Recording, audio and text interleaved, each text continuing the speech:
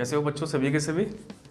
आप लोगों के कहने के मुताबिक मैं अपनी इतिहास की वीडियोज़ को आगे बढ़ा रहा हूँ। फ़िलहाल हिस्ट्री को इसलिए आगे बढ़ा रहे हैं क्योंकि हालांकि हमारे 5 बैच थे, 5 बैच में अलग अलग चल रहा था हमारा सब कुछ, लेकिन बच्चों की अधिकांश बैच से डिमांड आई है हिस्ट्री को लेकर के। कुछ क्लास में हिस्ट्री ज़्यादा हो चुका है, कुछ में कम रह गया है थोड़ा सा।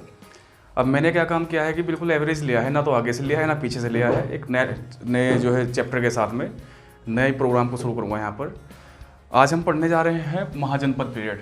मैंने आपको क्लास में पहले हम डिस्कस भी कर चुके थे इसके बारे में, जब हमने पढ़ा था वैदिक जो पीरियड था, वैदिक पीरियड, जब उसके बारे में हम जान रहे थे तो वहाँ पर मैंने डिस्कस किया था। एक ऋग्वैदिक पीरियड था, आपको याद होगा। मैंने इसकी टाइमिंग बताई थी 1500 BC से लेकर के 1000 BC तक, और फिर इसके बाद में लेटर वैदिक पीरियड जो था उसकी टाइमिंग थी 1000 से लेकर 600 BC के आसपास में। और उसके बाद में फिर जो तीसरा चैप्टर आपका शुरू होने वाला था उसमें वो महाजनपद वाला था। महाजनपद को समझने के लिए सबसे पहले आपको ये समझना होगा कि जब शुरुआती दौर में जब आर्य भारत में आए थे ऋग्वैदिक पीरियड में, तो आर्यों ने आकर के अपना जो सब सिंधु रीजन था, इंडस रिवर थी और उसकी जो 7 जो हेल्पिंग रिवर्स थी उनके आसपास में उनका पूरा का पूरा क्या था, वहाँ पर उनका फैलाव था, वहाँ पर में स्प्रेड किए। उसके बाद में लेटर वैदिक पीरियड में आप देखोगे कि उन्होंने गैंगेस वैली को भी जो है, गैंगेस जो घाटी थी उसको पार करके वो बिहार तक पहुँच गए थे। तो जब पहले शुरुआती कबीले थे, कबीले कन्वर्ट हो गए थे जन में। जन फिर बाद में जाकर के जब थोड़ा सा और उनका एरिया थोड़ा सा बढ़ गया था तो जन ही बाद में कन्वर्ट होकर के बन गए थे जनपद। और जनपद जब धीरे धीरे और बड़े होने लगे, जब पॉपुलेशन बढ़ने लगी, लोग एग्रीकल्चर सरप्लस तक जब आ चुके थे, एग्रीकल्चरल सरप्लस की बात कर रहा हूँ मैं, एनिमल हस्बेंड्री की बात कर रहा हूँ, जब यहाँ तक आ चुके थे तो अब जो है महाजनपद का समय आ चुका था। महाजनपदों की अगर हम बात करते हैं तो महाजनपद जो बेसिकली सिचुएट करते थे वो नॉर्दर्न इंडिया में ही थे। अधिकांश आप जितने भी देखोगे सभी के सभी उत्तर भारत के क्षेत्र में थे। तो जितने भी ये उत्तर भारत के क्षेत्र में महाजनपद थे उनकी संख्या कितनी थी? टोटल 16 थी। आप लोग देखोगे कि 600 BC से लेकर के 325 के आसपास तक आप लोग यहाँ पर समझ पा रहे होंगे कि यहाँ पर महाजनपदों का समय रहा था। ये 325 में जाकर के क्या हुआ कि एक ऐसा महाजनपद था जो सबसे ज़्यादा ताकतवर था। इसको हम अलग से एक टॉपिक है हमारा, राइज ऑफ मगध एम्पायर, वहाँ पर इसको हम समझेंगे कि ये कैसे आगे बढ़ा था। तो उसके बाद में सभी के सभी मिलजुल करके जो है इसमें शामिल हो गए थे और एक बड़ा साम्राज्य बना, मगध साम्राज्य, मगध एम्पायर का जो है निर्माण हुआ उस टाइम पर। तो उसको हम बाद में समझेंगे। आपको बेसिकली इतना ध्यान रखना है कि इस वाले पीरियड में, लेटर वैदिक पीरियड यानी कि उत्तर वैदिक काल के पश्चात में, आप देखोगे कि 16 महाजनपदों का समय शुरू हो चुका था। अब ये जो 16 महाजनपद थे, ये 16 महाजनपद का मतलब है कि 16 अलग अलग प्रकार के राज्य टाइप, अलग अलग स्टेट्स जहाँ के अलग अलग प्रिंस थे, अलग अलग किंग्स थे जहाँ के। और इनमें भी आपको 2 चीज़ें कॉमन जो यहाँ पर देखने को मिलेगी, वो ये देखोगे आप लोग कि जिसके ब्रैकेट में मैंने M लिखा है, R लिखा है, उनका मतलब क्या है। M का मतलब होगा हमेशा मोनैर्की से। हमने क्लास में पहले से डिस्कस किया है कि मोनैर्की को हम लोग बोलते हैं क्या? राजतंत्र। राजतंत्र का मतलब किस बात से है? जहाँ पर शक्ति के जो 3 हिस्से होते हैं, लेजिस्लेचर, एग्जीक्यूटिव और जुडिशरी, यानी कि विधायिका। विधायिका का मतलब है कानून का निर्माण करना, एग्जीक्यूटिव मतलब कार्यपालिका, जो सरकार को हम जनरली बोलते हैं, जो कानून को इम्प्लीमेंट करती है। और जुडिशरी का मतलब है न्यायपालिका, जो क्या करती है? न्याय निर्णय, जुरिस्डिक्शन करना जिसका कार्य होता है। ये तीनों की तीनों जो शक्तियां हैं वो किसके हाथ में रहती है? राजा के हाथ में रहती है। यानी कि जहाँ पर शासन का सबसे प्रमुख व्यक्ति राजा ही हो उसको मोनैर्की बोलते हैं। जहाँ पर भी शब्द आपको आर दिखाई पड़ेगा, आर का मतलब जो होगा वो होगा रिपब्लिक से। और आप लोग जानते हो कि रिपब्लिक का मतलब सिंपली हम इसको ऐसे कहेंगे कि जो किंग होगा, जो राजा होगा, वो राजा जनता के बीच से बनाया जाएगा। यानी कि कोई भी पद वहाँ पर हेरिडिटेरी यानी कि वंशानुगत पद नहीं होता है राजा का। जनता जिसको चुन लेगी उसको अपना राजा बना सकती है। ऐसी जो व्यवस्था होती है शासन की, ऐसा जो सिस्टम होता है रूलिंग का, उसको हम बोलते हैं क्या? रिपब्लिक कहते हैं उसको। ठीक है ना। तो अब हम शुरुआत करते हैं बेसिक से बिल्कुल, कि ये 16 महाजनपद कहाँ कहाँ पड़ते हैं। आपसे क्वेश्चन किस टाइप से पूछा जाएगा? आपसे पूछ सकते हैं कि भाई कुरु जो महाजनपद था ये कौन से वाले स्टेट में जो है सिचुएट करता था, या इसकी कौन सी कैपिटल थी। समझ पा रहे हो? या हो सकता है कि इनका आपको ये पूछ सकते हैं कि सिक्वेंशियल ऑर्डर क्या था, ईस्ट टू वेस्ट या नॉर्थ टू साउथ। तो हम यहाँ पर अब देखेंगे। सबसे पहले आपको ध्यान देना है कि सबसे ज़्यादा महाजनपद जो 16 में से थे वो एक ही स्टेट में थे, जिसका नाम क्या था? यूपी। उत्तर प्रदेश में टोटल 8 महाजनपद थे। अब हम देखेंगे कि उत्तर प्रदेश में कौन कौन से 8 महाजनपद थे, किस प्रकार का यहाँ पर जो सिस्टम था, रूलिंग सिस्टम कैसा था, यहाँ पर शासन का तंत्र कैसा था। और साथ ही साथ में हम देखेंगे कि उनकी राजधानियाँ क्या क्या थी, उनकी कैपिटल्स कौन कौन से थे। जैसे पहले हम बात करते हैं मल्ल की। मल्ल एक अलग से महाजनपद था। आप लोग यहाँ पर देख पा रहे होंगे मल्ल को। ये मल्ल कहाँ पर पड़ता है? मल्ल जो था ये पड़ता था आपके उत्तर प्रदेश में। और ध्यान रखना कि ब्रैकेट में आर लिखा हुआ है, इसका मतलब क्या होगा? ये रिपब्लिक होगा, यानी कि जो भी यहाँ पर राजा बैठता होगा या राजा बनता होगा वो राजा कैसा होगा? जिसको जनता ने अपने आप से जिसका इलेक्शन किया हो, जिसका निर्वाचन किया हो, ठीक है ना। इसकी जो राजधानियाँ थी या कैपिटल्स थी वो दो थी, एक कुशीनारा और दूसरी पावा। आप इस बात को जानते भी होंगे कि कुशीनगर और पावा का संबंध गौतम बुद्ध से था, जहाँ पर कुशीनारा में उनका जन्म हुआ था और पावा में उनकी मृत्यु हुई थी। तो ये उत्तरी जो मल्ल था, यानी कि इसके भी दो पार्ट थे, एक को हम बोल देंगे नदन पार्ट, एक को हम बोल देंगे सदन पार्ट, एक दक्षिणी एक उत्तरी। उत्तरी भाग की जो राजधानी थी वो कुशीनारा थी और दक्षिणी भाग की जो राजधानी थी वो पावा थी, ठीक है ना। तो इसको याद रखना है आपको। काशी की बात करते हैं। काशी तो आप सभी जानते होंगे, काशी बनारस बात एक ही है। तो काशी में एम का मतलब क्या हुआ कि यहाँ पर आपका मोनेर्की यानी कि राजतंत्र, जहाँ पर शासन का सबसे प्रमुख व्यक्ति कौन? केवल राजा हुआ करता था। तो काशी दूसरा जो महाजनपद था जिसकी राजधानी वाराणसी है, ठीक है ना। कौशल की अगर हम बात करते हैं तो कौशल आपने नाम सुना होगा, यहाँ पर महाकोशला थी, प्रसेनजीत वगैरह बहुत सारे ऐसे थे जिनको हम बाद में डिस्कस करेंगे आगे कि क्या क्या हुआ था। वो आप पढ़ोगे rise of Magadh empire, Magadh साम्राज्य के उत्कर्ष वाले टॉपिक्स में उसको समझोगे। यहाँ पर ध्यान देना कि कौशल जो महाजनपद था ये भी कैसा था? मोनेर्की वाला सिस्टम था यहाँ पर, यानी कि यहाँ पर भी राजा ही सबसे प्रमुख हुआ करता था। इसकी जो नॉर्थ पार्ट की जो राजधानी थी वो श्रावस्ती थी। ये श्रावस्ती वही है कि जहाँ पर गौतम बुद्ध सबसे ज़्यादा लंबे समय तक रुके थे, या जहाँ पर उन्होंने सबसे ज़्यादा सरमन्स अपने सबसे ज़्यादा उपदेश को क्या किया था? डिलीवर किया था। सबसे ज़्यादा उपदेश दिए थे इस जगह पर गौतम बुद्ध ने, यूपी में ही है। दूसरी जो उसकी राजधानी थी वो साकेत या अयोध्या उसको कहा जा सकता है। आप इसको बेसिकली जानते होंगे, अयोध्या कहाँ पर है, साकेत कहाँ पर है। तो ये सदन पार्ट की यानी कि दक्षिणी पार्ट की राजधानी थी किसकी? कौशल की। कौशल का एक प्रसिद्ध राजा था, उसका नाम आप याद रख सकते हैं, प्रसेनजीत। प्रसेनजीत, जिसकी सिस्टर का नाम था महाकोशला, जिसकी शादी बाद में बिंबिसार के साथ हुई थी। डिस्कस करेंगे बाद में आराम से। वत्स की बात करते हैं। नेक्स्ट वाला जो आपका महाजनपद है उत्तर प्रदेश का, वत्स। वत्स जो था ये भी मोनेर्की था। मोनेर्की का मतलब है राजतंत्र था यहाँ पर, ठीक है ना। राजधानी क्या थी? कौशाम्बी इसकी राजधानी थी। आपको एक एक यहाँ पर इस वाले फिगर में दिखाई दे जाएगा। साथ ही साथ में मैं क्या काम करूँगा कि आपको इसके लिए अलग से ही मैं पूरा स्क्रीनशॉट आपको अलग से इसका प्रोवाइड करवा दूंगा। जैसा भी होगा देखेंगे हम इसका कोई थंबनेल ऐसा बना लेंगे कि ताकि आपको सारी डिटेल्स वहाँ पर मिल सके, ठीक है ना। बात करते हैं कुरु की। नेक्स्ट आपने सुना होगा ना कौरव पांडव वगैरह जो थे। तो कुरु और पांचाल का संबंध कहीं ना कहीं कौरव और पांडवों से माना जाता है, लेकिन यहाँ पर हम इसको इस वाले रेफरेंस में पढ़ेंगे कि ये महाजनपद था, पुराने समय की बात है। क्योंकि आप जानते हो कि महाभारत एक एपिक है और वो एक ऐसा ग्रंथ है कि हो सकता है कि बहुत सारी बातें उसकी जो है आर्कियोलॉजिकल जो हमें रिमेन्स मिले हैं आज तक उसको सेटिस्फाई ना करते हो, इसलिए इसको हम केवल महाजनपद के रेफरेंस में पढ़ेंगे। कुरु जो था उसकी राजधानी इंद्रप्रस्थ थी। आप समझ पा रहे होंगे कि उत्तर प्रदेश का जो बॉर्डर एरिया है दिल्ली से मिलता हुआ, वहाँ पर जो है इंद्रप्रस्थ पड़ता है अभी भी। तो वही इंद्रप्रस्थ जो है इस कुरु की राजधानी थी। पांचाल की राजधानी अहिछत्र, आप इसको अगर हिंदी में लिखना चाहो तो ऐसे लिख सकते हो, अहिछत्र जो थी ये राजधानी कहाँ की थी? पांचाल की। और जो उसकी सदन पार्ट की, ध्यान रखना कि अगर दो दो राजधानियां लिखी हुई है तो पहली राजधानी कौन सी होगी? नदन पार्ट की, दूसरी सदन पार्ट की। वो कामपिल्य थी, कामपिल्य। तो ये आपको याद रखना है, ठीक है ना। अब मैं आपको बार बार क्या बोलना चाह रहा हूँ कि यहाँ से क्वेश्चंस अगर बनते हैं तो वो क्वेश्चन ये पूछेगा आपसे केवल कि 16 महाजनपद जो थे इनमें किस महाजनपद की राजधानी कहाँ थी, या हो सकता है पूछ सकता है कि कौन सा महाजनपद कौन से स्टेट में पड़ रहा था, या पूछ सकता है कि सबसे ज़्यादा महाजनपद कौन से स्टेट में थे। मैंने पूरा का पूरा सिक्वेंशियल ऑर्डर में लिखा हुआ है, आपको समझ में आ जाएगा अच्छे से। चेदी की राजधानी शक्तिमती थी, शक्तिमती, ठीक है ना। ये भी कहाँ पर था? ये भी क्या था? मोनेर्की था। ये भी एक राजतंत्र वाली व्यवस्था थी। आपको यहाँ पर सारे के सारे इस फिगर में आपको दिखाई पड़ जाएंगे जितने भी है। सूरसेन की बात करते हैं, इसकी राजधानी मथुरा थी। आपको जानते हो कि मथुरा कहाँ पर पड़ता है? यूपी में है। तो सूरसेन भी एक प्रसिद्ध जो है महाजनपद था कभी पुराने समय में। आज से लगभग अगर आप यहाँ से लेकर के यहाँ तक का जिस कालक्रम को देखोगे तो लगभग 2600 साल पुरानी बात हो रही है जब हम इनके बारे में डिस्कस कर रहे हैं। यानी कि ये लगभग 2500 साल पहले जो है ये मौजूद थे हमारे उत्तर प्रदेश में। टोटल 8 महाजनपद जो धीरे धीरे फिर बाद में कन्वर्ट हो गए, बड़े बड़े शहरों में, बड़े बड़े सिटीज़ जो है अस्तित्व में आएंगे, बड़े बड़े साम्राज्य अस्तित्व में आएंगे और बहुत सारे जो है राजा महाराजा आपको दिखाई देंगे, बहुत सारे एम्पायर्स बनेंगे, बहुत सारे एम्पायर्स डिसइंटीग्रेट होंगे, बड़े बड़े साम्राज्यों का निर्माण होगा, बड़े बड़े साम्राज्य विघटित होंगे। अलग अलग साम्राज्य बनेंगे, अलग अलग राजा आएंगे, हर एक राजा की अपनी अपनी क्या होंगी, उपलब्धियां होंगी। वो जितनी भी चीज़ें हैं वही इतिहास का एक पार्ट है, हमारा सेगमेंट है। स्पेशली हम बात कर रहे हैं एंशिएंट हिस्ट्री की, यानी कि प्राचीन भारत की, ठीक है ना। दूसरा हम डिस्कस करते हैं कि बिहार राज्य जो था, जो है हमारा, इस बिहार में कितने जो है महाजनपद मौजूद थे। और इस बिहार में ही एक महाजनपद ऐसा था जो सबसे ज़्यादा पावरफुल था, जिसका नाम क्या था, मगध। ये सबसे ज़्यादा पावरफुल क्यों था वो हम डिस्कस करेंगे थोड़ी देर में। अब बात करते हैं कि इसमें पहला कौन सा था, अंग।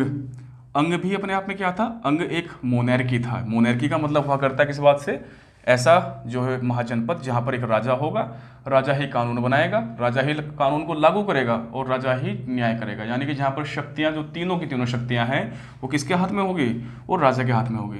ध्यान रखना, एक व्यक्ति था जिनका नाम था, फ्रांस के रहने वाले थे, मोंटेस्क्यू। मोंटेस्क्यू ने पहली बार जो है इस बारे में बताया था, इन्होंने दी थी doctrine of separation of powers, यानी कि शक्तियों के पृथक्करण का सिद्धांत, जिसका मतलब इस बात से था, उनका कहना यह था कि अगर मान लीजिए शक्तियाँ अलग अलग हाथों में रहेंगी, कोई शासन का एक ही प्रमुख ना होकर के शासन के अलग अलग प्रमुख बनाए जाने चाहिए, ताकि एक व्यक्ति डिक्टेटर ना बन सके। डिक्टेटर का मतलब है कि वो निरंकुश ना बन सके और एक प्रकार से तानाशाही ना कर सके। इसलिए शक्तियाँ आज के टाइम में अलग अलग जो है हाथों में दी जाती है। जैसे आप आज के टाइम में अगर हम देखते हैं, हमारे देश में संसद जो है उसका कानून बनाने का कार्य है, ठीक है ना। सरकार एग्जीक्यूटिव जो कार्य करती है वो, जिसमें प्रधानमंत्री और उनके मंत्री और साथ ही साथ में जो ब्यूरोक्रेसी है पूरी, ये आपका कार्यपालिका का हिस्सा होता है। और तीसरा हिस्सा जुडिशरी का है, सुप्रीम कोर्ट, हाई कोर्ट से लेकर के मुंसिफ तक, नीचे तक अगर हम देखेंगे इसको एक पर्टिकुलर हायरार्की में, तो ये सभी की सभी चीज़ें हैं यहाँ पर भी। तो शक्तियाँ किसी एक के हाथ में नहीं है भारत में, इसलिए कोई भी भारत में कोई भी व्यक्ति जो शासन में पहुँच जाए वो कभी भी निरंकुश नहीं हो सकता है, ठीक है ना। ये बात भी हमें जो यहाँ पर ध्यान रखनी है। आगे हम देखते हैं यहाँ पर कि अंग महाजनपद जो था, इसकी राजधानी चंपा थी, या चंपा को चंपा नगरी भी कहा जा सकता है। आप लोग इसको यहाँ पर देख पा रहे होंगे, ब्रैकेट में बी लिखा हुआ, इसका मतलब है कि बिहार में सिचुएट करता है, ठीक है ना। ब्रैकेट में यूपी लिखा हुआ तो उत्तर प्रदेश की बात हो रही है, ब्रैकेट में एमपी लिखा हुआ है तो कौन सी की बात हो रही है, आपका मध्य प्रदेश की। ब्रैकेट में आरजे का मतलब राजस्थान की बात हो रही है या पाकिस्तान की। ध्यान रखना, क्वेश्चन इस टाइप से पूछा जा सकता है कि निम्नलिखित में से कौन सा, कंसिडर द फॉलोइंग, कि निम्नलिखित में से कौन सा जो है अरुणाचल प्रदेश में सिचुएट करता था महाजनपद, या अदर स्टेट आपको दे दिया। तो आपको ध्यान रखना है कि केवल गिने चुने कुछ जो स्टेट्स थे, जैसे यूपी था, बिहार था, मध्य प्रदेश, राजस्थान। भारत के केवल 4 राज्य ऐसे थे कि जहां पर ये सभी के सभी महाजनपद मौजूद थे, ठीक है ना। बात करते हैं नेक्स्ट मगध की। मगध में एक अलग कंडीशंस थी। देखिए, मैं थोड़ा तेजी से चल रहा हूँ फिलहाल, मैं जानता हूँ इस बात को, क्योंकि वीडियो क्लास है ये, आपको थोड़ा रोक रोक करके आप इसको नोट कर सकते हो। मगध की राजधानी थी बहुत सारी राजधानी इसकी क्यों थी, उसके पीछे एक कंडीशन थी। अब हम इसको समझेंगे क्या था। मगध की सबसे पहली राजधानी थी राजगृह। राजगृह आप ऐसे लिख सकते हैं हिंदी में, राजगृह को ही आज की तारीख में हम राजगीर भी कहते हैं, आप जानते होंगे इस चीज़ को। यही राजगीर कहीं ना कहीं गिरिब्रिज ब्रिज के नाम से भी जाना जाता था। गिरिब्रिज ब्रिज आप इसको ऐसे भी लिख सकते हो। जब यहाँ पर शासक बना बिंबिसार, बिंबिसार जब शासक बना, सम्राट बना, हर एक डायनेस्टी का था, हर एक वंश का था व्यक्ति, तो बिंबिसार ने अपनी राजधानी क्या बनाई, राजगृह को अपनी राजधानी बनाया, जिसको हम गिरिब्रिज भी कह देते हैं। फिर बिंबिसार का बेटा था जिसका नाम था अजातशत्रु। अजातशत्रु ने भी अपनी राजधानी इसी को ही रखा। लेकिन अजातशत्रु का बेटा था जिसका नाम था उदायन। उदायन ने क्या काम किया, अपनी राजधानी रखा किसको, उसने अपनी राजधानी रखा पाटलिग्राम को। पाटलिग्राम वही जो पटना के आसपास का क्षेत्र आज की तारीख में। उदायन के बाद में जो ये पाटलिग्राम था, पाटलिग्राम पहुंच गया फिर किसके हाथ में, ये पहुंच गया आपके जो नागवंश था। नागवंश में शिशुनाग ने अपनी राजधानी को जो है पाटलिग्राम से शिफ्ट कर दिया, कहाँ पर, वैशाली में, ठीक है ना। उसके बाद में अशोक आया, सम्राट अशोक ने अपनी राजधानी पाटलिपुत्र को बनाया। और ये सभी की सभी जो जगह है पटना के आसपास का क्षेत्र है, बात हो रही है किसकी, बिहार की हो रही है। तो ये कई सारी राजधानियाँ यहाँ पर मैंने इसलिए लिखी है कि ताकि आपको याद रहे कि इन 16 महाजनपदों में से सबसे ज़्यादा पावरफुल जो महाजनपद था जिसका नाम क्या था, मगध। इसी के ही अराउंड, इसी के ही आसपास में भारत के बड़े बड़े साम्राज्य बने प्राचीन भारत में, और बड़े बड़े साम्राज्यों का विघटन भी हुआ, जिनकी प्रमुखतः राजधानी आप देखोगे तो वो राजधानी क्या थी, वो राजधानी पाटलिपुत्र के आसपास का क्षेत्र था, ठीक है ना। नेक्स्ट आगे बढ़ते हैं, इसमें वज्जी की बात करते हैं। वज्जी आप लोगों को यहाँ पर दिखाई पड़ रहा होगा, ये लिखा हुआ यहाँ पर, बिहार में वज्जी। वज्जी एक रिपब्लिक था। रिपब्लिक का मतलब आप जानते ही हो, ऐसा क्षेत्र जहाँ पर जो है राजा प्रमुख ना होकर के जनता प्रमुख हो, कुल मिलाकर के आप ऐसा कह सकते हो। रिपब्लिक का मतलब होता है गणतंत्र। ध्यान रखना किस बात का, इसका मतलब क्या होता है, गणतंत्र। गणतंत्र का मतलब है कि राजा भी जनता के बीच का होगा और जनता खुद अपने राजा को चुनेगी, उसको चूज करेगी, इलेक्ट करेगी उसको, और उसको बनाएगी अपना राजा। तो जनता अगर चाहे तो ऐसी कंडीशन में, ऐसे शासन की जो शक्ति जो सिस्टम होता है शासन तंत्र, ऐसे शासन तंत्र में जनता अपने राजा को बना भी सकती है और उसको हटा भी सकती है, जबकि राजतंत्र में जनता का राजा के बनने में या उसके हटने में कोई भी योगदान, कंट्रीब्यूशन नहीं होता है, ठीक है ना। तो वज्जी की बात करते हैं, रिपब्लिक था। विधेय इसकी जो है आप देखोगे यहाँ पर, वज्जी की जो राजधानी थी वो विधेय थी, लेकिन विधेय के अलावा आसपास के क्षेत्र जैसे मिथिला, आपने नाम भी सुना होगा, ये भी इसकी राजधानी थी। वैशाली को अजातशत्रु ने बाद में जीत लिया था, हम इसको डिस्कस करेंगे आगे भी जाकर के कि वो कैसे कैसे था। अजातशत्रु ने वैशाली को भी अपने कब्जे में ले लिया था बाद में आकर के, तो ये वैशाली जो वज्जी था उसको कब्जे में ले लिया था, तो वैशाली बाद में मगध का ही हिस्सा बन गया था, इसी मगध का। और धीरे धीरे बहुत सारे राज्य इस मगध ने जो धीरे धीरे करके जीत लिए थे। बात करते हैं नेक्स्ट, आगे बढ़ते हुए मध्य प्रदेश की बात करते हैं। तो मध्य प्रदेश में टोटल 2 महाजनपद थे और उनके कैपिटल्स को देखते हैं। सबसे पहले अवंती, अवंती क्या था, एक मोनेर्की था। मध्य प्रदेश में दोनों जो थे, अश्मक जिसको अस्साका भी कहते हैं हम लोग, ध्यान रखना है, अस्साका भी कहते हैं इसको, अश्मक को ही। और ध्यान रहे एक बात और भी, ये लिखा हुआ है यहाँ पर अश्मक, आप इसको जब नोट कर रहे होंगे तो आपको ये बात भी थोड़ा नोट में डालनी है अपने, कि ये सबसे जो सदर्न मोस्ट पार्ट था, या सदर्न मोस्ट का मतलब है कि सबसे दक्षिणी जो है, ये एक महाजनपद था, ठीक है ना। सबसे दक्षिणी महाजनपद कौन सा था, अस्मक था, ये भी ध्यान रखना है, मध्य प्रदेश में था, जिसकी राजधानी पोटानी थी, या पोटानी के अलावा पोटाली भी राजधानी इसकी कहा जा सकता है। एक बात बिल्कुल नोट करने के लायक है कि ध्यान रखना है कि जो अस्मक है, ये ऊपर यहाँ से नदी बहती है, कौन सी, नर्मदा। आपको पता होगा कि अमरकंटक के पठार से निकलती है, जो आप मैकाल पर्वत है वहाँ पर।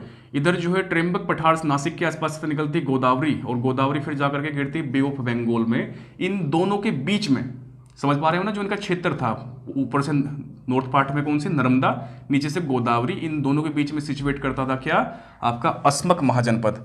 तो यहाँ की मिट्टी वगैरह काफ़ी उपजाऊ थी, बहुत सारी चीज़ें थी यहाँ पर, वो आप लोग बाद में हम समझेंगे उसको। अवंती की राजधानी थी उज्जैनी। उज्जैनी वर्तमान में उज्जैनी है, जहाँ पर क्षिप्रा नदी के किनारे आपको पता चलेगा कि महाकुंभ का आयोजन होता है। इस महाकुंभ का आयोजन महाराजा हर्षवर्धन जो पुष्य भौती वंश के थे, उनके समय से लगातार चलता आ रहा है। फिलहाल हरिद्वार में भी क्या चल रहा है, महाकुंभ चल रहा है।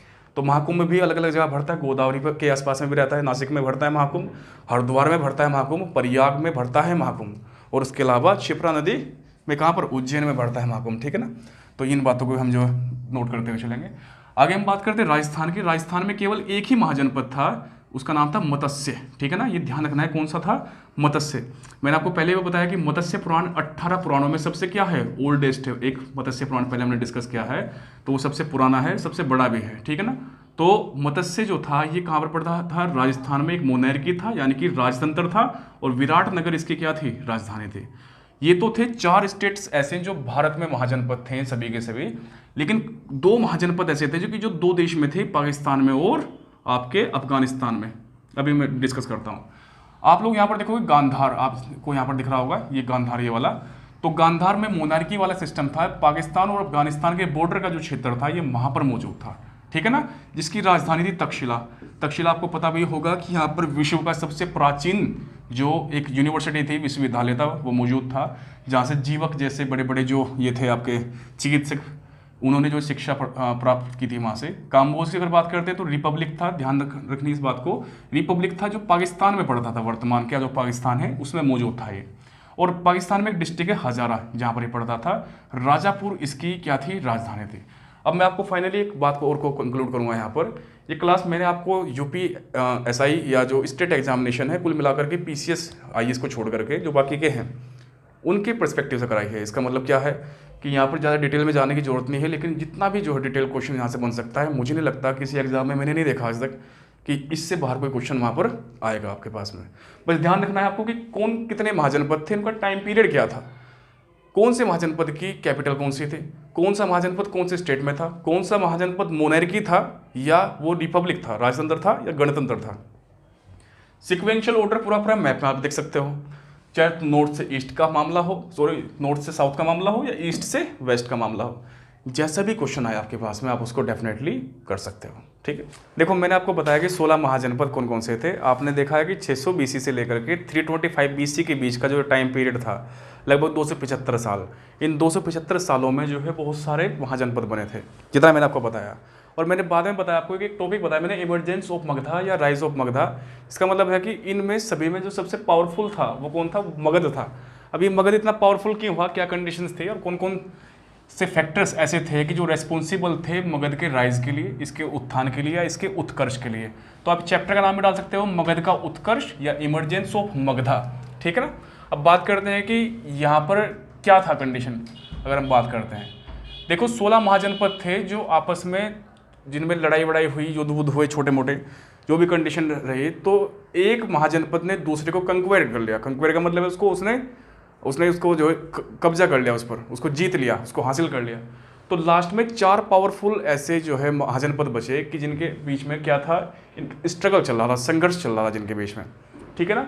अब ये कौन कौन से थे? एक तो आपका मगध था, फिर कौशल था, वत्स था और अवंती। ये 4 काफ़ी प्रसिद्ध जो है, मैंने आपको इनके बारे में बताई है पूरी डिटेल्स कौन कौन सी थी, ये भी हमने यहाँ पर डिस्कस भी किया है।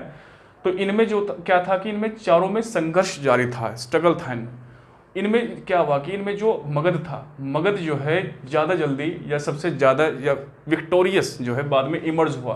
विक्टोरियस इमर्ज का मतलब है कि उसमें विजयी हुआ, सभी के सभी बाद में हार गए और केवल एक ही यहाँ पर बचा, कौन सा? मगध। इनका भी सभी का जो मर्ज था वो किस में हो गया? मगध में हो गया, मगध में इनका विलय हो गया। बात करते हैं कि ये जो मगध था ये मोस्ट पावरफुल कैसे जो है इमर्ज हुआ, सबसे ज़्यादा पावरफुल कैसे बन पाया? यहाँ पर देखिए मैंने आपको बताया था कि एक जगह थी अतरंजी खेड़ा एटा की, मैंने वहाँ पर पहले डिस्कस किया है, आपकी क्लास में भी डिस्कस किया है, मैं वैसे बता देता हूँ। अतरंजी खेड़ा एटा यूपी में एक जगह पड़ती है, जहाँ से हमें लोहा, आयरन ओर के क्या मिले थे? एविडेंसेस मिले थे जो प्राचीन थे। तो प्राइमल एविडेंसेस जो थे, जो प्राचीन जो उसके अवशेष थे या साक्ष्य थे, वो हमें कहाँ से मिले थे? अतरंजी खेड़ा एटा से। उस टाइम पर क्या हुआ कि लोहे की जानकारी हो जाने की वजह से लोगों को 2 फायदे हुए इस चीज़ के। पहला फ़ायदा क्या होगा कि इनको जब आयरन मिल जाएगा तो आयरन से वो क्या काम करेंगे? एक तो युद्ध वुद्ध के लिए हथियार बढ़िया अच्छे अच्छे वेपन्स बनाएंगे, वेपनरी अच्छी होगी, उनकी इन्फेंट्री अच्छी हो जाएगी, कैवलरी अच्छी हो जाएगी, उनकी सेनाएं बहुत स्ट्रॉन्ग हो जाएगी। दूसरी चीज़ क्या है कि एग्रीकल्चर या कल्टीवेशन के लिए अलग अलग इक्विपमेंट्स बनेंगे। एग्रीकल्चरल जो इक्विपमेंट्स होते हैं ना, कृषि के यंत्र है, इंस्ट्रूमेंट्स बनेंगे बहुत सारे, और इन इंस्ट्रूमेंट्स की वजह से एग्रीकल्चर में सरप्लस पैदा होगा, यानी कृषि अधिशेष पैदा होगी। कृषि अधिशेष का सरप्लस का मतलब हुआ करता है कि हमारे कंजप्शन के बाद में भी हमारे पास में कुछ अमाउंट बचा रह जाना, उसको हम सरप्लस कह सकते हैं, ठीक है ना। कि हमने जितना उसको कंज्यूम किया, खा भी लिया, उपभोग कर लिया, बावजूद उसके भी हमारे पास में एक सर्टेन अमाउंट अगर हमारे पास में रिमेनिंग के तौर पर बचा हुआ है, इसका मतलब क्या है कि वो सरप्लस है हमारे पास में। इन चीज़ों से होगा क्या कि एक तो जो ये क्षेत्र था, अगर हम बात करते हैं मगध की, मगध पटना के आसपास का क्षेत्र है जहाँ पर गंगा नदी बहती है, और गंगा नदी के आसपास में आप देखोगे कि इस मगध के आसपास के क्षेत्र में ये गोंडवाना लैंड का हिस्सा है। इसका मतलब ये है कि वहाँ पर कोयला भी ठीक ठाक है, लोहा वहाँ पर अच्छा है, और भी दूसरे मिनरल्स वहाँ पर ठीक ठाक है। तो वहाँ पर खनिज के मामले में, मिनरल्स के मामले में वो क्या था, उसके पास में प्रिविलेज था, वो समृद्ध था उस मामले में भी मगध। दूसरा वहाँ पर जो आपकी ये रिवर जा रही है वहाँ से गंगा भी है, और भी छोटे छोटे ट्रिब्यूटरीज है, बहुत सारे रिवर्स हैं वहाँ पर, जब हम डिस्कस करेंगे बाद में ज्योग्राफी में, मैंने आपको बताया भी होगा, उसको छोड़ो यहाँ पर फिलहाल इतना ध्यान रखना कि जहाँ पर रिवर होगी वहाँ पर एलुवियल सोइल पाई जाती है। एलुवियल सोइल का मतलब है कि जो जलोढ़ मृदा होती है, जलोढ़ मृदा के 2 पार्ट्स होते हैं, आप जानते होंगे, खादर और बांगर। इस मिट्टी में क्या होता है ना कि इसमें जो साल्ट और सिल्ट और ये आपका जो क्ले होता है, इनका जो आपस में इनका रेशियो होता है वो सर्टेन प्रोपोर्शन में होने की वजह से मिट्टी ज़्यादा क्या हो जाती है, ज़्यादा फर्टाइल होती है, यानी कि ज़्यादा उपजाऊ रहती है। यही वजह है कि वहाँ पर एग्रीकल्चर बहुत बढ़िया रही उस क्षेत्र में। तो उनके पास में धन था, हथियार बनाने के लिए औजार थे, ये आयरन था, ये सारी चीज़ें थी, जिसकी वजह से ये सबसे ज़्यादा पावरफुल रहा, जबकि इनके पास में सेम कंडीशंस नहीं थी, इसलिए मगध इनमें आगे निकल गया। फिर क्या हुआ कि इसका जो मिलिट्री ऑर्गेनाइजेशन था, सैन्य संगठन था जो मगध का, तो मगध के सैन्य संगठन में आप देखोगे कि वहाँ पर 4 टाइप्स के क्या थे उसके पास में, आर्मी की 4 ब्रांचेस कह सकते हैं आप इसको एक तरीके से, जो उसकी आर्मी थी, स्टैंडिंग आर्मी थी इसके पास में, जिसमें हॉर्सेस थे, घोड़े भी थे, कैरियट्स थे, कैरियट्स का मतलब कैवलरी जो घुड़सवार सेना हुआ करती है अलग से, ठीक है ना। इन्फेंट्री भी थी इनके पास में, फुट सोल्जर्स में भी थे, और एलिफेंट आर्मी। यहाँ पर एक बात ध्यान रखना है कि दुनिया में पहली बार फॉर द फर्स्ट टाइम आप देखोगे कि जो एलिफेंट आर्मी थी उसका यूज़ करेगा कौन, मगध एम्पायर में जो इसका यूज़ किया जा रहा है, वो भी किसके द्वारा किया जाएगा सबसे पहले, बिम्बिसार के, आगे हम डिस्कस करेंगे। अब क्या होता है कि आपने इतिहास में जनरली पढ़ा होगा कि अलग अलग वंश थे, ये मौर्य वंश था, ये गुप्त वंश था, ये फलाना वंश, बहुत सारे वंश रहे हैं, इनको बोल देते हैं हम डायनेस्टी कहीं ना कहीं। जितने भी क्लैंस हैं, क्लैन का मतलब है जो वंश जुड़े हुए हैं, उनका क्या रहा, एक डायनेस्टी रही, एक पूरा पूरा उनका कुल परिवार पहले से जो है चलता हुआ है। जैसे मगध में जो सबसे पहला जो देखिए, उससे पहले भी वैसे तो वंश थे वहाँ पर, लेकिन जो स्टैंडर्डाइज हम इसको मान के चलते हैं कि जो जिसको वंश कहा जा सकता है, जो उसकी जो है कैरेक्टरिस्टिक्स को जो पूरा कर पा रहा हो, विशेषताओं को पूरा कर पा रहा हो, तो ऐसा पहला वंश था मगध में। कौन सा? हर्यक वंश। हर्यक वंश जो था, ये हर्यंक इसको कह सकते हैं आप, ये हर्यंका वंश भी इसको कह सकते हैं। इसका जो फाउंडर था वो कौन था? बिंबिसार। बिंबिसार ने इसकी स्थापना की। बिंबिसार का दूसरा नाम क्या था? श्रोणिक इसका नाम था। मैं आपको इसको लिख करके भी बता देता हूँ। हिंदी में आप इसको ऐसा लिखोगे, श्रोणिक, ऐसा लिखा जाएगा, ठीक है ना। तो श्रोणिक इसका जो है क्या था, ये बिंबिसार ने इसको फाउंड किया, ठीक है ना। इसका जो टाइम पीरियड था वो लगभग इतना रहा, 44 और 8 कितने हो गए, लगभग 52 साल तक इसने शासन किया यहाँ पर। तो इसने हर्यक वंश की जो स्थापना की। इसने एक सिटी बनाई बड़ी प्रसिद्ध, जिसका नाम था राजगृह। मैंने आपको पहले बताया था कि ये जो राजगृह थी ये कैपिटल थी, किसकी कैपिटल थी? मगध की, ठीक है ना। हर एक वंश देखिए, अब हम जितने भी वंश को जो पढ़ेंगे यहाँ पर, तो ध्यान रखना है कि उसका संबंध किससे होगा? मगध एम्पायर से होगा, मगध साम्राज्य से होगा, ठीक है। देखिए थोड़ी स्पीड मेरी ज़्यादा है, मैं समझता हूँ इस बात को, और मैं आप लोगों को भरपूर मौका दूंगा यहाँ पर कि आप इसको नोट भी कर सको साथ साथ में। थोड़ी सी स्पीड मुझे थोड़ी ज़्यादा तेज़ी इसलिए रखनी पड़ रही है क्योंकि मैं चाहता हूँ कि कम से कम टाइम में ज़्यादा से ज़्यादा चीज़ें आपको दे सकूँ। ये वीडियोस यूट्यूब पर भी रहेगी, आप इसको 1 बार या 2 बार या 3 बार भी रोक रोक करके भी देख सकते हो, ठीक है ना। चलो आगे बढ़ते हैं इसमें। तो बिंबिसार जो था ये कंटेम्प्रेरी था किसके? गौतम बुद्ध के। ध्यान रहे कि गौतम बुद्ध का जो जन्म था वो 563 BC में हुआ था, और 483 BC में जब इनकी एज लगभग 80 ईयर्स थी, 80 साल, इनका देहांत हो गया था। अब आप लोग जब इसको यहाँ पर देख पा रहे होंगे तो आपको लगेगा कि ये कहीं ना कहीं इसके बीच का टाइम है, ठीक है ना। इसके बीच का ही टाइम है कि जहाँ पर गौतम बुद्ध मौजूद थे। तो आपसे क्वेश्चन डायरेक्टली पूछेगा कि निम्नलिखित में से कौन सा ऐसा शासक था, कौन सा ऐसा राजा था जो गौतम बुद्ध का समकालीन था, कंटेम्प्रेरी था? तो कौन था? बिंबिसार। ये बात आपको ध्यान रखनी है, ठीक है।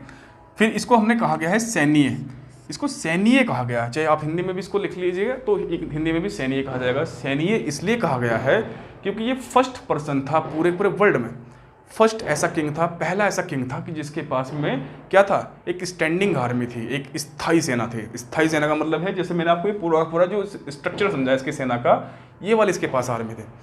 वरना इसके जो कंटेम्प्रेरी जो दूसरे शासक थे, दूसरे रूलर्स थे जितने भी, उनके पास में ऐसी जो कोई सेना, स्टैंडिंग आर्मी नहीं थी। इसलिए इसको सैन्य कहा जाता था बिंबिसार को। ध्यान रखना इस बात को, ठीक है ना। फिर इसने कंक्वेड किया, इसने जो है कब्जा किया, नियंत्रण किया, युद्ध करके जीत लिया वारफेयर के माध्यम से किसको? अंग को। मैंने पहले भी डिस्कस किया अंग के बारे में कि महाजनपद था बिहार में, हमने डिस्कस किया था वहाँ पर, ठीक है ना। इसने क्या काम किया? शासक बड़ा तेज तर्रार था, बहुत अच्छा जो है एक कह सकते हो कि आप इसकी जो पॉलिसीज़ रहा करती थी, बहुत अच्छी पॉलिसीज़ बनाता था।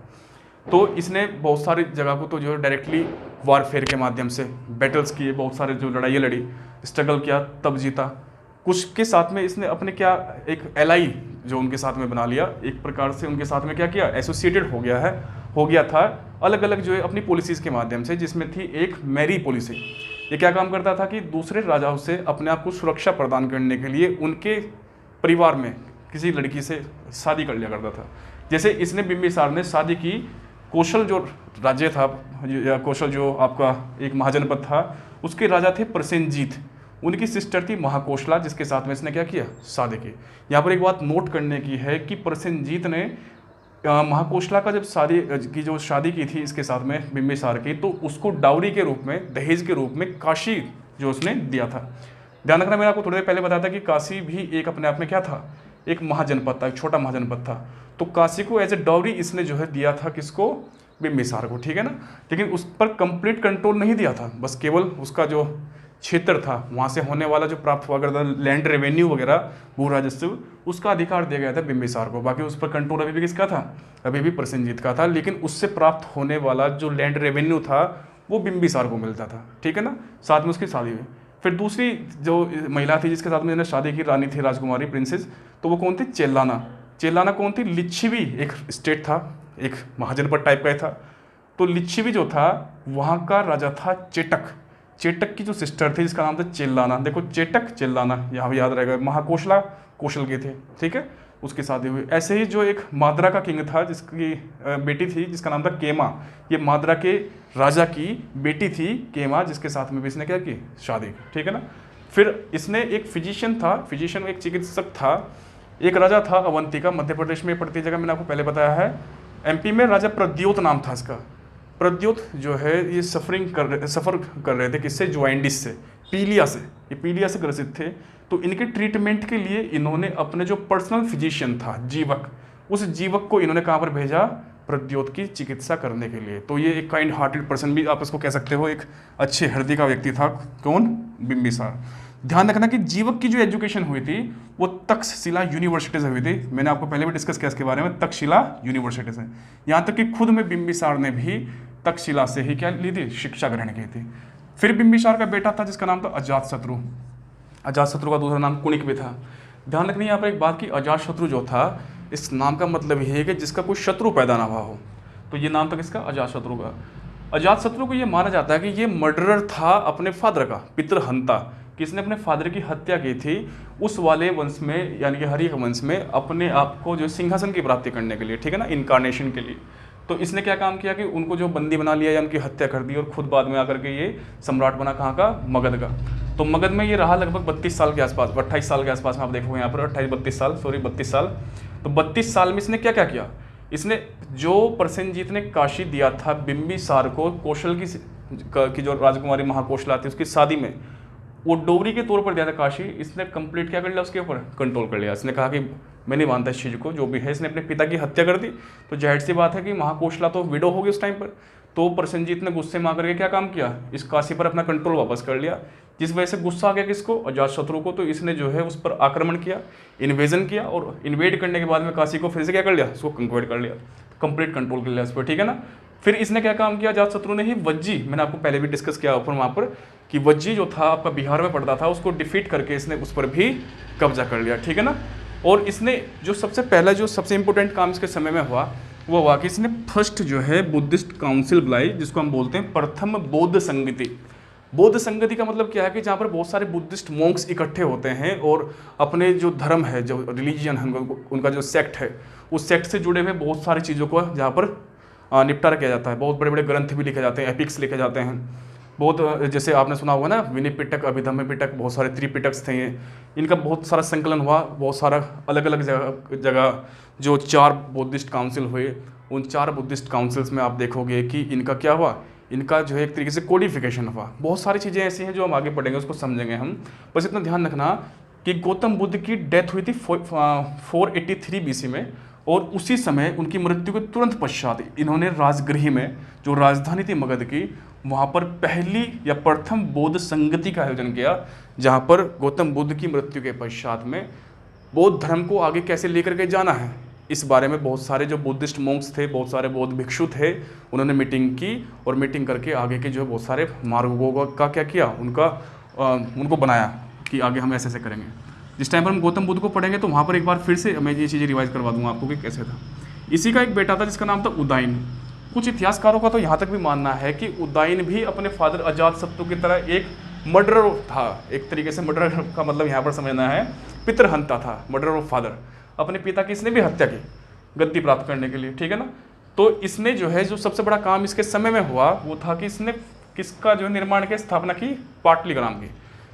उदाइन ने पाटलिग्राम की स्थापना की, जो बाद में चल करके क्या कहलाया, पाटलिपुत्रा कहलाया। ये ध्यान रखना आप लोगों को, बहुत इंपॉर्टेंट क्वेश्चन है यहाँ से।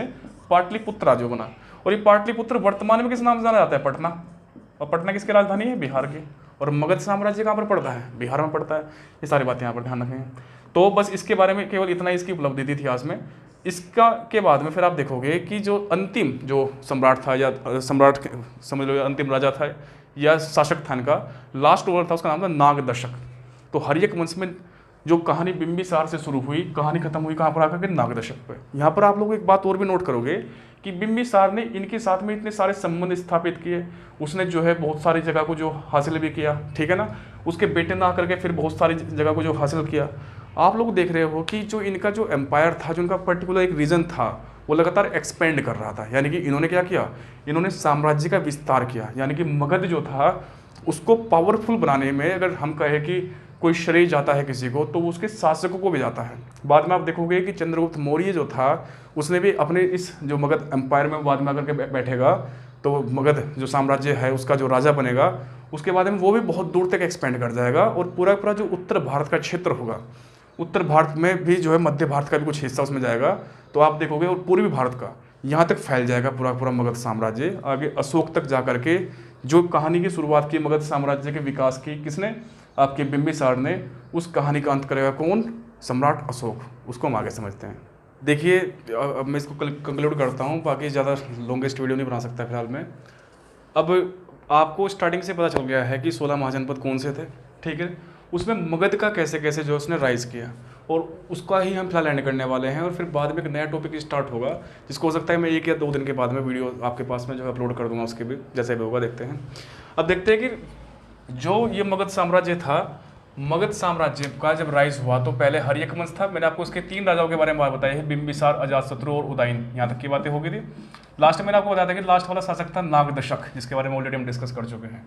दूसरी जो डायनेस्टी थी, दूसरा जो क्लैन था यहाँ पर, जो वंश था यहाँ पर, वो कौन सा वंश था? वो था शिशुनाग वंश, या इसको नागवंश भी कह देते हैं। इसको शिशुनाग ने जो है इसकी स्थापना की थी।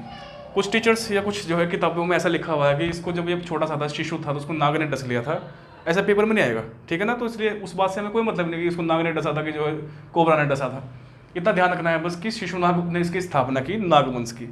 इसकी खास बात क्या थी कि जो उसने इतिहास में किया कि जिसकी वजह से इसको हम याद करते हैं, इसने उस अवंती को, आपको मैंने इसके बारे में पहले डिस्कस किया है कि इसने अवंती को क्या कर दिया? डिस्ट्रक्टेड कर दिया, उसको इसने बर्बाद कर दिया, और उसको बाद में विलय कर लिया उसका किसमें? मगध साम्राज्य में।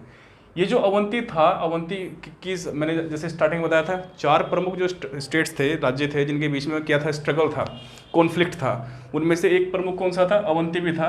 तो इसने अवंती को क्या कर दिया? पूरा डिवास्टेटेड कर दिया उसको, फिर इसने कब्जा कर लिया और मगध में उसको मिला लिया। तो जो 100 ईयर्स की राइवलरी थी, तो 100 वर्षों का इनके बीच में एक प्रतिस्पर्धा चली आ रही थी, एक संघर्ष चला आ रहा था, वो क्या हो गया? Was came to the end. तो एक एंड तक आ गया वो, ठीक है ना। फिर इसके बाद में इसका ही बेटा था जिसका नाम था कालाशोक, ठीक है ना, कालाशोक। तो कालाशोक की खास बात क्या थी? इतिहास में इसको हम क्यों याद करते हैं? क्योंकि इसके टाइम पर सेकंड बुद्धिस्ट काउंसिल हुई थी, दूसरी द्वितीय बौद्ध संगति हुई थी, जो ठीक 100 साल के बाद में, पहले वाली 483 में अजातशत्रु के समय में हुई थी, जो राजगृह में हुई थी, ये हुई थी वैशाली में। और वैशाली में कब हुई थी? 383 BC, यानी कि ठीक 100 साल के बाद में। तो यहाँ पर भी इसमें क्या होगा? बहुत सारे बुद्धिस्ट मॉन्क्स आएंगे और बहुत सारे भिक्षुक आकर के नवीन नवीन ग्रंथों का संकलन करेंगे, अपने धर्म से संबंधित प्रचार प्रसार कैसे करना है, उसको कैसे स्प्रेड करना है, बहुत सारी बातें जो है उसके बारे में यहाँ पर डिस्कस की जाएंगी, ठीक है ना। अब अगर इसने जो है इसका आयोजन किया है इसने, तो आपको ध्यान रखनी है एक बात को कि अगर ये इसको अरेंज कर रहा है तो कहीं ना कहीं ये भी क्या होगा? ये भी बुद्धिस्ट रहा होगा। तो ऐसे ये भी बुद्धिस्ट था, ऐसे ही अजातशत्रु भी क्या था? बुद्धिस्ट था। यानी कि ये क्या थे? बुद्धिस्ट सेक्ट से जो सेक्ट था वो उससे इन्फ्लुएंस थे, उससे प्रभावित थे ये सभी सभी। इनके बाद में फिर जो है जो लास्ट डायनेस्टी यहाँ पर आएगी फिलहाल इसके उसमें, वो थी नंदा। इसको आप नंदा ऐसे लिख सकते हो, नंद लिख दो या नंदा लिख दो, बात एक ही है। नंदा डायनेस्टी लगभग जो है ये आपकी 20-21 साल तक ही रहेगी यहाँ पर, 20-21 साल तक यहाँ पर राजा आएंगे। इसके 2 राजा ऐसे थे कि जिनका इतिहास में नाम है। एक तो वो जिसने इसको बनाया, तो इसकी नंद डायनेस्टी की जो स्थापना की थी वो की थी किसने? महापद्म नंद ने। महापद्म नंद ने इसकी स्थापना की थी, ठीक है ना। महापद्म को बहुत सारे जो है निकनेम से भी जाना जाता है। क्यों जाना जाता है? देखिए, मगध अभी धीरे धीरे बहुत सारे क्षेत्रों को मिलाता हुआ जा रहा था, उनको मर्ज करता जा रहा था। लेकिन एक बड़े क्षेत्र पर, एक वाइड एरिया पर अगर आप देखोगे कि एम्पायर को बिल्ड करने का जो श्रेय दिया जाता है, वो दिया जाता है किसको? महापद्म को। क्योंकि इसके टाइम तक आते आते जो है मगध जो एम्पायर था वो बहुत ज़्यादा एक्सपेंड कर चुका था, जो उसकी बॉर्डर्स थे वो बहुत दूर दूर तक फैल चुके थे। इसीलिए महापद्म को क्या कहा गया है? इसको कहा गया है कि first empire builder of Indian history, जिसने भारतीय इतिहास में सबसे पहले क्या किया हो? सबसे पहले इसने किसी साम्राज्य का निर्माण किया हो, ठीक है ना। इसके बहुत सारे नाम भी है, पुराणों में इसको अलग अलग नाम कहा गया। एक बात यहाँ पर और ध्यान रखने की है कि पुराणों से हमें पता चलता है कि जो एक क्रोनोलॉजी है, एक जो पूरा एक सिस्टमेटिक वे में हमें क्रोनोलॉजी और क्लैंस, यानी कि जो ऐतिहासिक कालखंड है और बहुत सारे क्लैंस का मतलब बहुत सारे जो आपके वंश रहे हैं राजाओं के, उनकी जानकारी मिलती कहाँ से? हमें पुराण से। जैसे पुराणों में कहा गया है कि ये लोअर क्लैन का व्यक्ति था, कौन? महापद्म नंद, निम्न कुल से जो ये था। तो ये ऐसी बात कहाँ लिखी हुई? पुराणों में लिखी हुई। फिर इसको कहा गया है सर्वछत्रांतक, सर्वछत्रांतक, यानी कि सर्व का मतलब सभी, क्षत्रियो का मतलब जो क्षत्रिय, छत्रा जो लिखा हुआ है यहाँ पर, क्षत्रिय का अंत, यानी कि इसको कहा जाता है अपरूटर ऑफ क्षत्रियस। पुराणों में ये कहा गया है कि इसने सभी के सभी क्षत्रियों को क्या कर दिया था? इसने उनको सभी को मार दिया था या उनका अंत कर दिया था, ठीक है ना।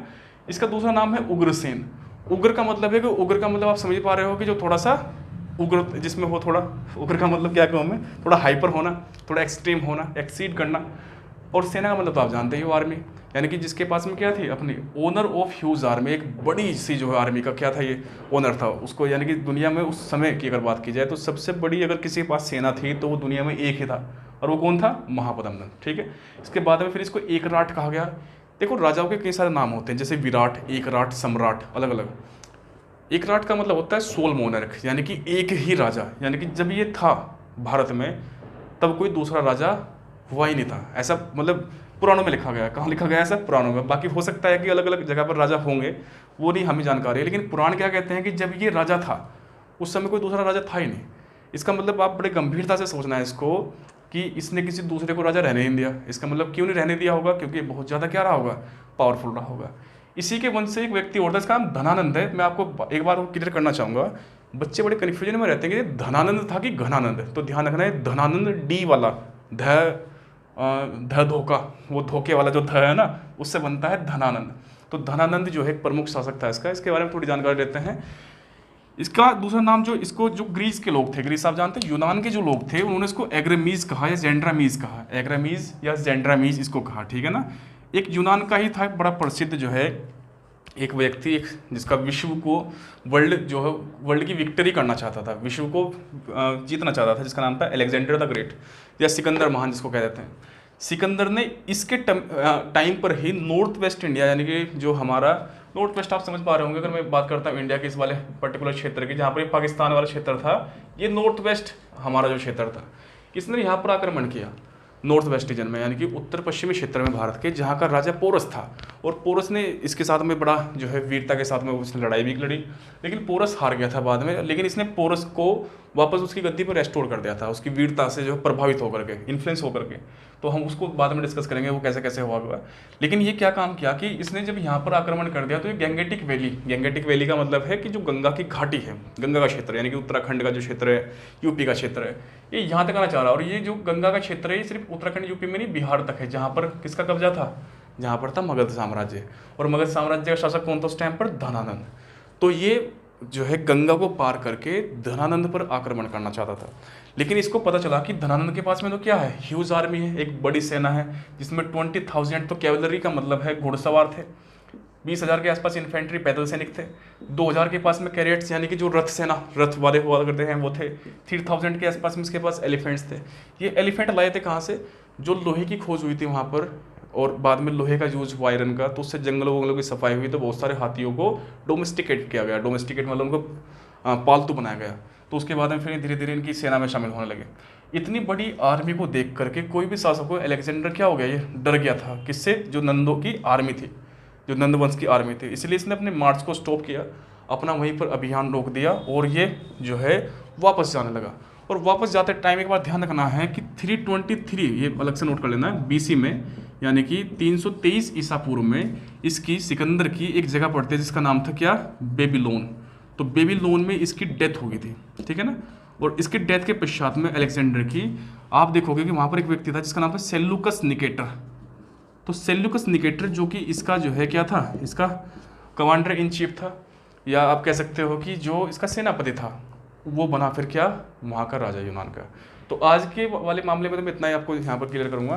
हालांकि मैं अलेक्जेंडर का जो ये आक्रमण हुआ भारत पर, इन्वेजन हुआ, उसके बारे में एक अलग से जो है वीडियो बनाऊंगा नेक्स्ट वाली। और उसके बाद में कैसे मगध साम्राज्य फिर इनके हाथ में, क्या नाम, ये आपका जो मौर्य थे उनके हाथ में। आपको यहाँ पर ये भी ध्यान रखना है कि 322 ईस्वी के आसपास में जो धनानंद था उसको हरा दिया गया था, किसके द्वारा? चंद्रगुप्त मौर्य के द्वारा, with by the help of क्या नाम था उनका, कौटिल्य या चाणक्य की सहायता से इसने हरा दिया था चंद्रगुप्त मौर्य ने धनानंद को। और उसके बाद में फिर यहाँ पर मौर्य वंश की स्थापना हुई थी। ठीक है दोस्तों, तो उम्मीद करता हूँ कि आपको आज की वीडियो थोड़ी समझ में आई होगी। एक बात ये भी कहना चाहूँगा कि थोड़ा स्पीड ज़्यादा भले ही हो, आप रोक करके देख सकते हो या कुछ भी करके, ये डिपेंड आप लोगों पर करता है। नमस्कार।